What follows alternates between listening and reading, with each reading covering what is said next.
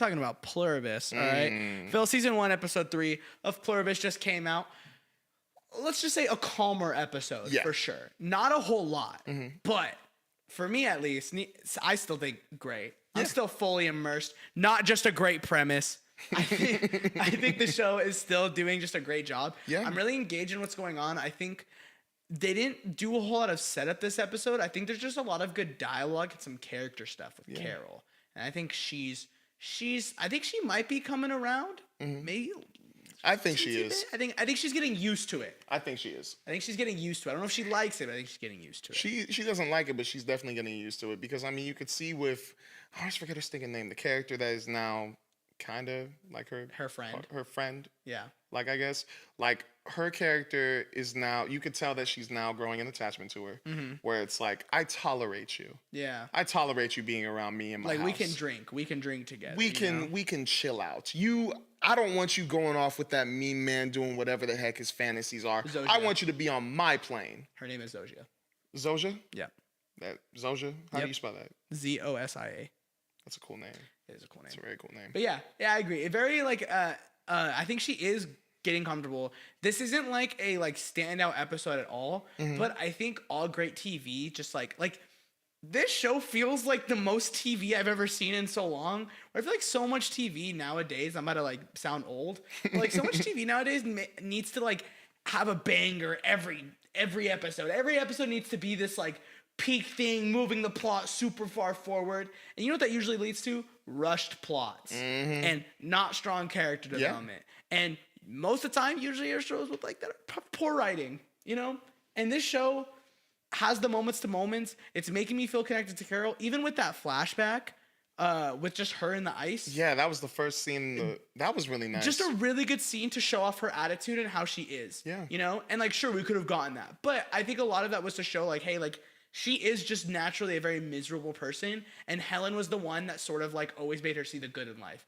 And now she's gone. Yeah. So how is she going to deal with that? Exactly. And just does a great job of setting that all up. And I think I like TV like this, man. Bring this back, bro. Bring me back to the TV that was like this. That really is something I did appreciate, though, because it's Helen had every right for a second to just be like, why are you so moody?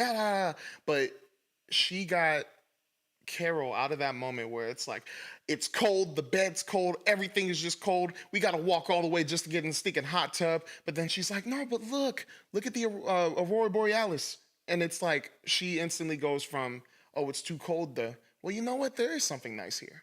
There is something nice. Okay. And they're just sitting there all nice and calm. And I'm like, you know what? It's not just that it makes so much sense that you missed somebody that you loved and you lost your partner. It's somebody that you really felt a connection with and somebody that could actually calm you down, that could actually give you some good moments and even that you felt, connected to. But I feel even more bad for Carol because it's now you don't really have anything and maybe that's even more of a freak out for her. That's why she's freaking out so much because it's you have this weird thing going on with all these people connected. You're already weirded out by people in general. I know she was probably already weirded out by people. So now that everybody's combined in one, probably not even comfortable around anybody. How are you supposed to operate? Yeah. And now with Zojia, that's why I really like Zojia's character because blending over. Now I'm a little bit worried because I'm what is the plan then? What is going to happen? Yeah, I think what was so interesting is them being oh, it could take weeks, it could take months for you to join us. It really just makes it feel so unsettling. Yes. I'm so curious if we're going to get to the end of the season and it's oh, they figured it out, but now she's on the run. But also, how do you run away from every single person on the planet? So that's why I just think there's a lot of really good directions the show is going to go, I feel like. A lot of interesting stuff.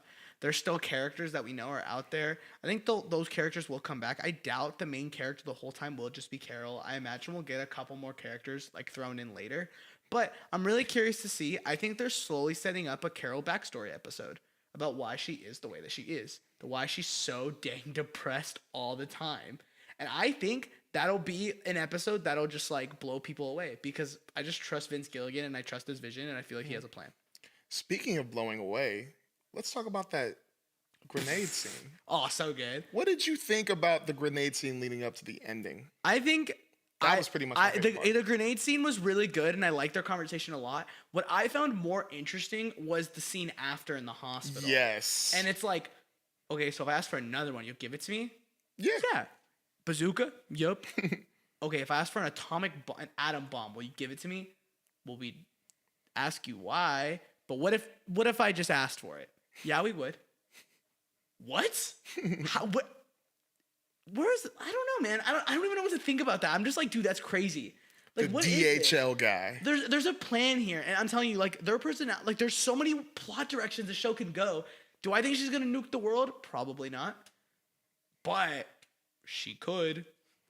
But also, I like that scene because it showed us, like, they're really here to, like, help her be in the most comfortable state she can be, the most happy she can be, and it's like, there's an ulterior motive. I know it is, but just seeing that, it's like, what are they trying to do? Yeah. Like, is it to calm her brain in order to, like, is that a technique they're thinking? Like, maybe if she's comfortable enough, she'll eventually join us because her brain unlocks or something. I don't know. I don't remember if I talked about it last episode. I think it's because they don't want her to have a freak out that then will, like, cause people to die.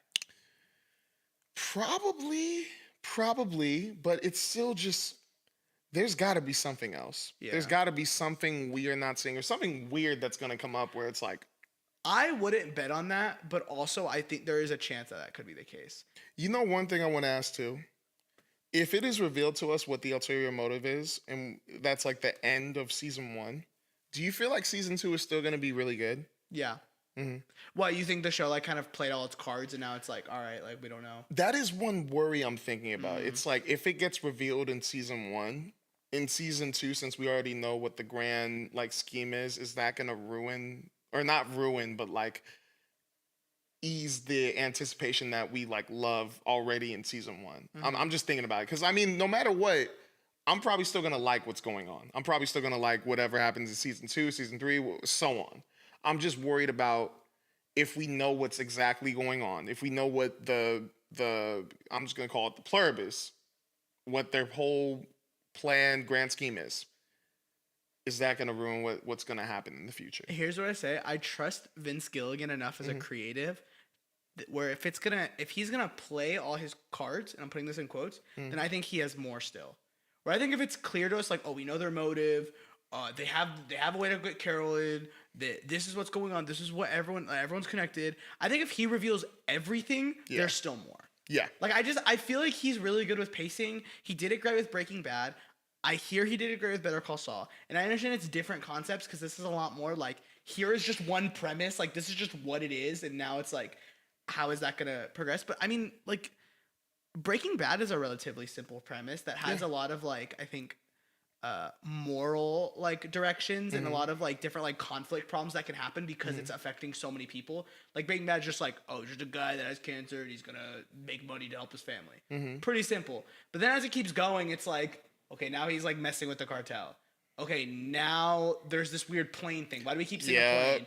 And, like, Vince Gilligan isn't afraid to have really weird plot lines that are, like, subtly built in the background until finally it happens. Yeah. So I imagine you'll just get more of that, and, like, we'll always be impressed. I think he's really good with pacing, so I'm not super worried about that. Okay. Yeah. I'm just checking because I know, like, with Breaking Bad, it's like, it builds up. It is different. But we never know, like, his next move after that. We never know if he's going to stop selling drugs or if he's going to, like, if he's going to become, like, the boss of every... And there is more variables at play with Breaking Bad. Yeah. I feel like there's just, like, there's, like, a whole cartel world. There's his family world. There's, like, a lot of avenues where Pluribus is, like, oh, now she's, like, kind of the only person that's, like there, and everyone else is mind controlled. So, or, like, under one brain. So, like, that, yeah, you're right in that, but I don't know. I trust Vince Gilligan, and I'm like, I think he has a plan. And look, he said it's 4 seasons. So that means he said it's 4 seasons? I mean, he said he wants to do 4 seasons. That's, like, his intention. Like, he's like, okay, if I get to make all of this, it's 4 seasons. I think he said maybe 5, 4 to 6. I think it was 4 to 6. Okay, then you know what? If he believes he can go that far and tell a really good story, then do your thing, man. Cook like Eisenberg. Is that his name in Breaking Bad? Yeah, Heisenberg. Cook like Eisenberg. What's it called? Sony has been doing a creators on creators thing. They had Vince Gilligan on it. Vince Gilligan and the director of Ghost of Ghost. I have not listened to it yet. That's really cool. Having video games. I guess Vince Gilligan talks about video games, and I'm like, dude, I gotta listen to it. Oh, you're definitely gonna listen to that. But yeah, I don't have an answer. I just can't wait for episode 4. I can't wait. It's gonna be good.